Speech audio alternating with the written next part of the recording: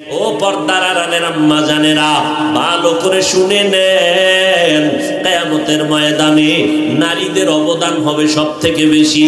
আল্লাহ যদি কোটি কোটি কোটি মানুষের সামনে আল্লাহ যদি জিজ্ঞাসা করে, ও হাসরের মানুষ, আজকে কই ব্যক্তিকে আমি দেখতে চাই, প্রথম কে আমার নবীর হাতে হাতটা লাগাইয়া কালেমা গ্রহণ করেছো, প্রথম আমার মুহাব্বতের নবী, ওই নবীর সাথে কালেমা কে পড়েছো, প্রথম যে পড়ছো দাঁড়াও।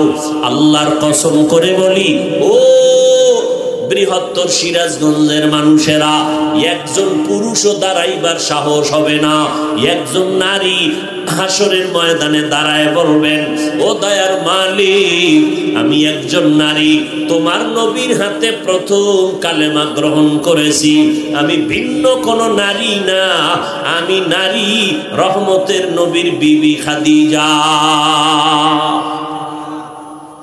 নারীদের এত সম্মান নবীর রহমতের নবীর কারণে।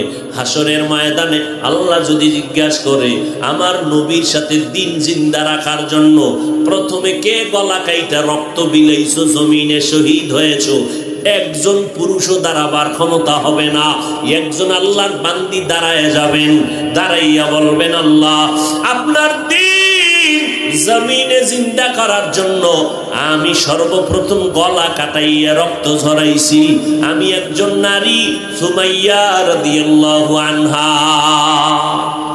নারীর অবদান কত, যত লাইনে নারীর সম্মান দেওয়া দরকার আল্লাহ দিয়ে দিয়েছেন, কিয়ামত পর্যন্ত আর লাইন নাই। কেউ চালাকি যদি করে নারীর মর্যাদা একটু আলাদা করে বাড়াবে, নারীর অপসম্মান হবে না, হবে নারীদের অপমান। এরে আম্মা জানেরা, খাজা মঈনুদ্দিন চিশতি আজমিরি অন্তর বড় খুশি, আম্মা জান ডেকে বলে, ও মঈনুদ্দিন, তোমার অন্তর এত খুশি কেন? আম্মা জান মন আনন্দে ভরা, আমার দাওয়াতে ভারতের ভিতরে লক্ষ লক্ষ বিধর্মী মুসলমান হয়ে গেছে। আম্মা জান কয়, এটা তোমার বাহাদুরি কি? সব আমি মায়ের অবদান। খাজা মঈনুদ্দিন চিশতি আজমিরি বলেন, মা আপনার অবদান মানি? এবার মা ডেকে বলে, ও মঈনুদ্দিন, আল্লাহ যেদিন তোমাকে আমার গর্ভে দিয়েছে, আমি একটা রাত ঘুমাই নাই, আল্লাহর মহাব্বতে সিজদায় পড়ে কান্না করে দোয়া করেছে, ও দয়ার মালিক, মেহেরবানি করে আমার গর্ভের সন্তান তুমি কুতুবুল আলম বানায় দিও। এই মঈনুদ্দিন, দুনিয়াতে যখন তুমি আসছো, আমি মা তোমাকে দুধ পান করাইছি, আল্লাহর কসম, আমি যতদিন তোমাকে দুধ পান করাইছি, বিনা অজুতে এক ফোঁটা দুধও তোমার মুখে দেই না। ও নবীর আশিক উম্মতের দল, আল্লাহ পাক রব্বুল আলামিন আমার নবীর মাধ্যমে জমিনের মধ্যে রহমতের বাড়িধারা বহন করায় দিলেন। আমার নবীর কারণে আজ আমাদের কপাল খুলে গেল। যদিও নবী নাই, নবীর উম্মত হওয়ার কারণে হাজারো অন্যায় করিয়াও আমরা পার পেয়ে যাইতেছি। ও নবীর আশিক উম্মতের দল, নবীর মাধ্যমে আল্লাহ বিধবা নারীর সম্মান বাড়ায় দিলেন, নবীর মাধ্যমে কন্যা সন্তানদের মর্যাদা আল্লাহ বাড়ায় দিলেন। এর পর্দার আড়ালের আম্মা জানেরা, ভালো করে শুনেন, আপনাদের এত দাম, আপনারা নবী না, নবীদের মায়ের মতো মা, সাহাবায়ে কেরামের মায়ের মতো মা, আপনারা হাফেজ আলেমদের মায়ের মতো মা। এরে আম্মা জানেরা, আপনারা ফাতেমা রাদিয়াল্লাহু আনহার মতো নারী, খাদিজা রাদিয়াল্লাহু আনহার মতো নারী, আপনারা আয়েশা রাদিয়াল্লাহু আনহার মতো দামি নারী, ইসমাঈল নবীর মা হাজেরা আলাইহা সালামের মতো দামি নারী, আপনারা ঈসা নবীর মা মারিয়াম আলাইহা সালামের মতো দামি নারী।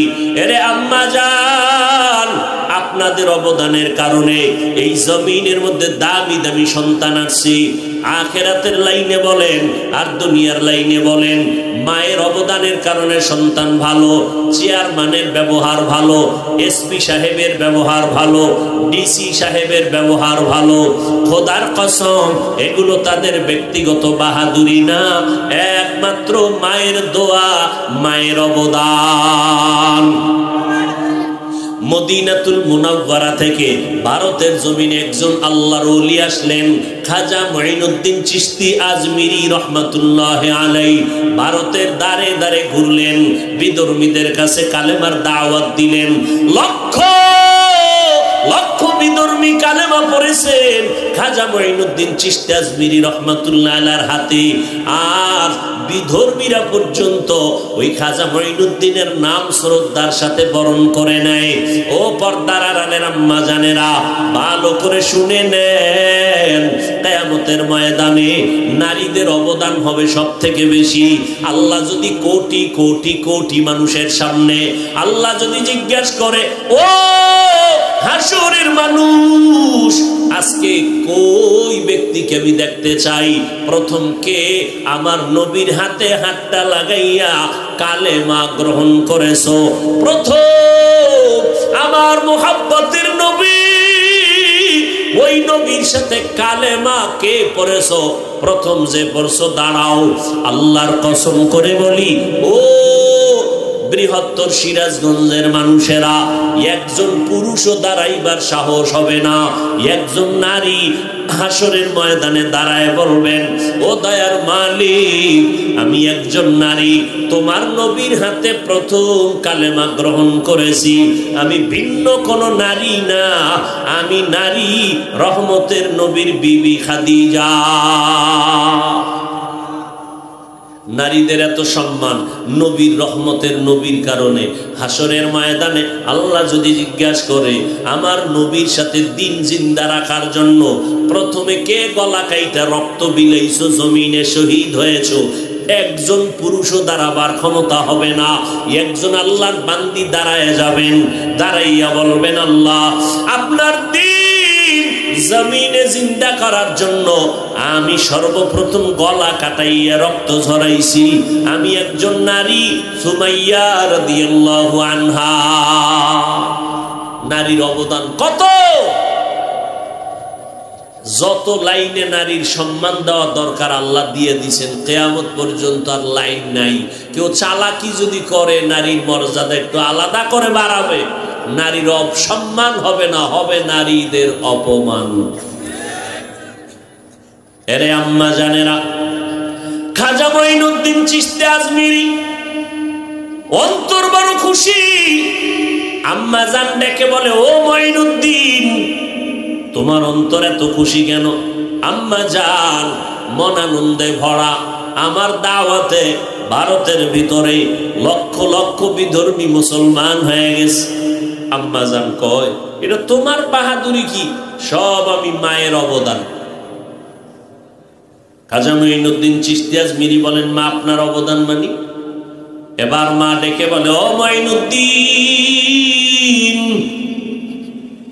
আল্লাহ যেদিন তোমাকে আমার গর্ভে দিয়েছেন, আমি একটা রাত ঘুমাই নাই, আল্লাহর মহব্বতে সিজদায় পড়ে কান্না করে দোয়া করেছে, ও দয়ার মালিক,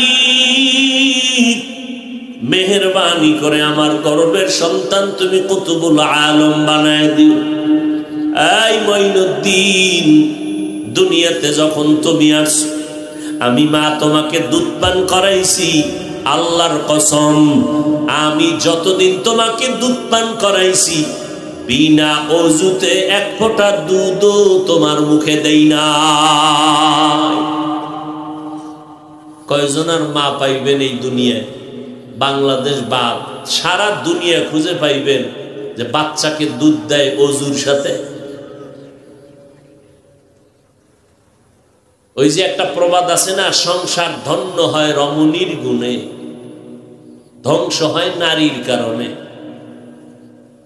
একটা ঘরের নাভি ফুটন্ত গোলাপ মা,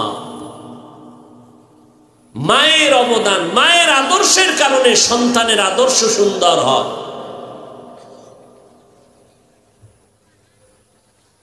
নবীর একজন সাহাবী, একদিকে তার চাচতো ভাই হযরত আলী রাদিয়াল্লাহু তাআলা আনহু, মাত্র 7 থেকে 12 বছরের মাঝখানে নবীর হাতে হাত লাগায় কালেমা পড়লেন। হযরত আলী বলেন, আমার নবী আমাকে তার মোহাব্বতের কনিষ্ঠ কন্যা ফাতেমাকে বিবাহ দিয়েছে। আমি আলী কোথাও কাজ করে একদিন মসজিদে ঢুকলাম, দেখি নবী বসে আছেন, সামনে সাহাবায়ে কেরাম। জটিল একটা প্রশ্ন চলতেছে, কেউ জবাব দেয় না। জটিল প্রশ্ন, এই দুনিয়াতে নারীদের জন্য শ্রেষ্ঠ গুণের নাম কি? কোন গুণটা নারীদের জন্য শ্রেষ্ঠ গুণ? নবীও বসা, সাহাবায়ে কেরাম বসা, কেউ জবাব দেয় না। হযরত আলী বলেন, আমি ভেতরে ঢুকলাম, বসলাম। কিছুক্ষণ পরে আমি ওখান থেকে বের হইয়া ঘরে গেলাম। ঘরের দরজায় গিয়ে সালাম দিলাম, আসসালামু আলাইকুম ইয়া আহলাল বাইত। ও সিরাজগঞ্জের মানুষ, নবী সুন্নত দেখায় গেছেন, ঘরে ঢুকলে জোরে সালাম দিবেন। সুন্নত আস্তে না জোরে? জোরে দিবেন, জিনেরাও শুনবে, ফেরেশতারাও শুনবে। শুধু তাই না, জোরে যদি সালাম দেন, ওই সালামের বরকতে যদি ঘরের মধ্যে, বাড়ির মধ্যে খারাপ কোনো কিছু থাকে, সালামের বরকতে বের হয়ে যাবে। তাবিজ লাগাইছেন কেন? তাবিজ তো মদিনার নবী দিয়ে গেছেন। ঘরে ঢুকবেন, জোরে সালাম দিবেন, এটা বড় তাবিজ। আলাদা কোনো সুতায় তাবিজ লাগবে না, জোরে সালাম দিবেন। ডান পাও দিয়া বাড়ির মধ্যে ঢুকবেন, ঢুইকা সালাম জোরে দিয়া বিসমিল্লাহ পড়বেন, এরপরে দুরূদ শরীফ পড়বেন, কুল হুয়াল্লাহ সূরাটা পড়বেন। রিজিকের বরকত ছুটাইবে কে? আল্লাহ যেই রিজিক দেবে, খাওয়ার মানুষ থাকবে না। এই তাবিজ ব্যবহার করেন, খালি ঘুমায় ঘুমায় জান্নাত পাইবেন, আমল করবেন না। সহজ আমল। ঘরে ঢুকবেন, ডান পা দিয়া জোরে সালাম দিবেন, বিসমিল্লাহ পড়বেন, দরুদ শরীফ পড়বেন, এরপরে কুল হুয়াল্লাহ সূরা পড়বেন। রিজিকের বরকত বাড়ির মধ্যে বাড়তে থাকবে, কোনো খারাপ আসরওয়ালা জিনিস বাড়ির মধ্যে থাকবে না। এরে আল্লাহর বান্দা হযরত আলী বলেন, আমি বাড়ির দরওয়াজায় গিয়ে সালাম দিলাম, আসসালামু আলাইকুম ইয়া আহলাল বাইত। ফাতেমার কণ্ঠে ঘরের ভেতর থেকে জবাব আসলো, ওয়া আলাইকুমুস সালাম ওয়া রাহমাতুল্লাহ। দরজাটা খুলে দিলেন। আপনাদের কষ্ট হইতেছে মনে হয়? হ্যাঁ,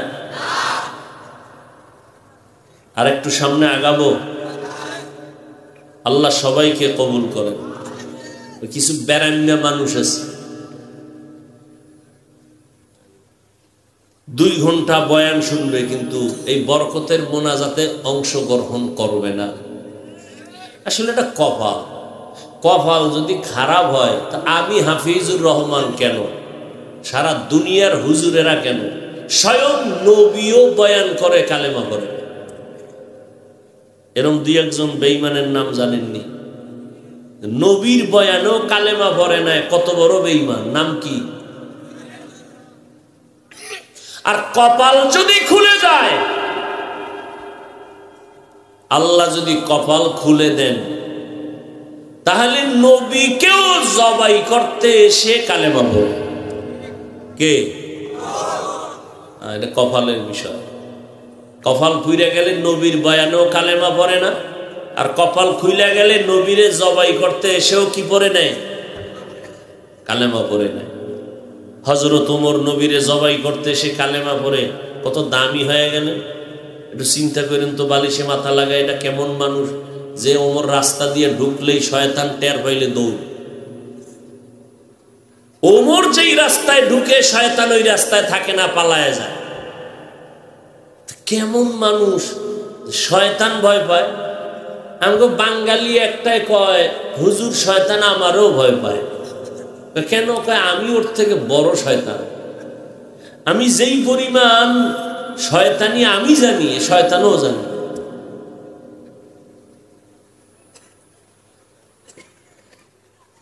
সেই ওমরের দাম কত? নবী বলেন, আকাশে তাকায় দেখো, অগণিত তারকা আমার ওমরের দিকে তাকায় দেখবা তার অগণিত নেক আমল। নবী বলেন আমি মুহাম্মদের পরে নতুন যদি আল্লাহ কাউকে নবী বানাইতেন ওমরকে বানাইতেন। লাউ কানা বাদি নবিয়্যুন লাকানা ওমর। নবী বলেন আমার পরে যদি আল্লাহ কাউকে নতুন করে নবী বানাইতেন ওমরের নবী বানাইতেন। সেই ওমরের এত দাম। আমার আল্লাহ কোরআনে আয়াত নাজিল করেছেন, আয়াত নাজিল করে কয় নবীজি ওমরের মত আমি মেনে নিলাম, আপনিও মেনে নেন। আয়াত নাজিল করে নবীরে জানায় দিলেন ওমরের এত দাম যে আল্লাহ তার মতে একমত হইয়া কোরআনে আয়াত নাজিল করছে।